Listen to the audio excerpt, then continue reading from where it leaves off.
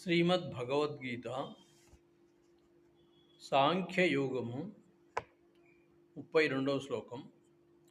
యదృచ్ఛయా చోపపన్నం స్వర్గద్వారమపావృతం సుఖిన క్షత్రియా పార్థ లభంతే యుద్ధమీదృశం. శ్లోకం మరొకసారి స్మరించుకుందాం.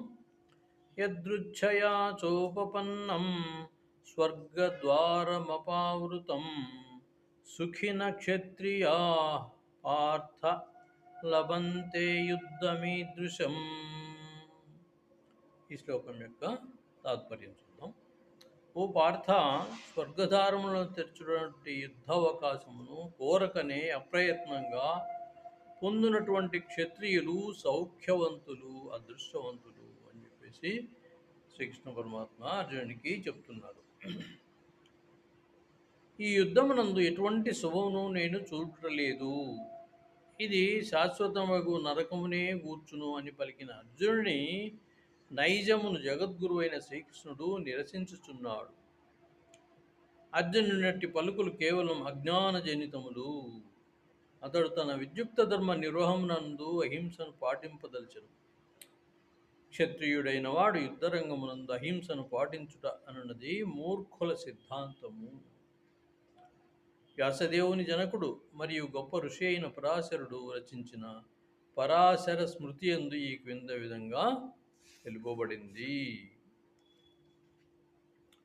క్షత్రియో హి ప్రజారక్షన్ శస్త్రప్రాణి ప్రదండయన్ నిర్జిత్య పరసైన్యాది క్షితిం ధర్మేణ పాలయేత్. పౌరులను అన్ని రకములైన కష్టముల నుండి రక్షించుట క్షత్రియుని ధర్మమయ్యున్నది. అవసరమైన విషయములందు శాంతి భద్రతల పరిరక్షణకై హింసను చేపట్టవలసి ఉండును. కావున అతడు శత్రురాజుల సైన్యమును జయించి తదుపరి ధర్మబద్ధముగా రాజ్యమును పరిపాలించవలెను. ఈ విషయమునన్నింటినీ అర్జునుడు యుద్ధమున జయించుటకు ఎట్టి కారణము లేదు. శత్రువులను జయించినచో రాజ్యము అతడు అనుభవించగలడు. ఒకవేళ యుద్ధ రంగమునందు మరణించినచో ద్వారములు తెరవబడి ఉన్న స్వర్గమునకు అతడు చేరగలడు.